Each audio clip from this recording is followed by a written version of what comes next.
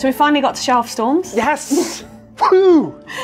Which is something we've been waiting to show off for a long time. Something that we've known is coming for a long time.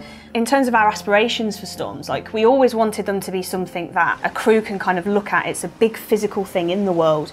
You can look at it, you can understand where it is, how big it is, you can see it moving, and you can have a look as a crew and you can decide, do we want to go through this or do we want to go around it? So we needed it to feel like really foreboding, to give you that sense of whether you want to go through it or not, but at the same time we wanted it to be exciting and exhilarating. And because the system that we've gone with, like the storm cloud and the whole thing, it's really trying to sell this idea of vulnerability and exposure, and that kind of goes beyond just sort of the visual of it's dark and there's big waves, but it's also all this kind of spray flying at you, flying off the waves, this wind which is, you know, constantly blowing at you, and you can actually see the wind affecting the direction of the rain. The sea's raging and they need to kind of battle to get through it. So we made the waves a lot bigger, didn't we, in the storm, so you get that real sense of kind of like riding up the waves and crashing down the waves. But we also wanted to make the way that the ship handled different inside the storm. So the currents of the storm will drag the wheel around like by itself. So if you don't have somebody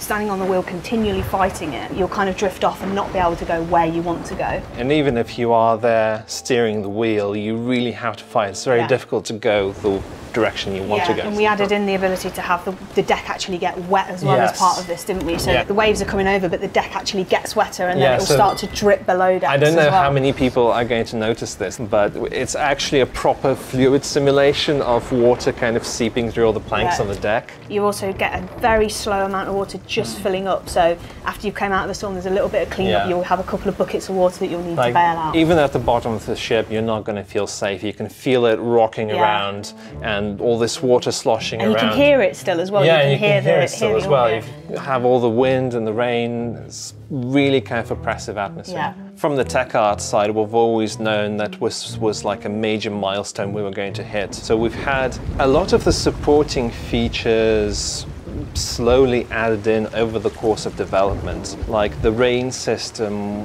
was one of the very, very first things that we had the rendering team add to the Unreal Engine. And we've obviously had the whole cloud system with the clouds moving around the world, and there were things we'd added to that. Like, we built that in a way of knowing, didn't we, that we were going to want storms at some point in the future. Like we had the idea of pressure zones, which would allow you to congregate clouds in a specific area, but also to push them out and create openings within the cloud cover. So it really looks churning and angry and just, you know, tumultuous. It really looks so different from when you're just out in the water. It does, you can tell straight away, can't you, that you're in a storm, there's no doubt about it. I'm screwed. Yeah.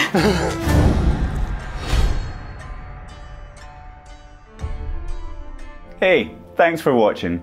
If you enjoyed what you just saw, then please like and subscribe to our channel and check out some more of our weekly videos. And if you're interested in the game's development, then click the link down here and join our Insider program for a chance to play the game early. Don't worry, I'll just wait here.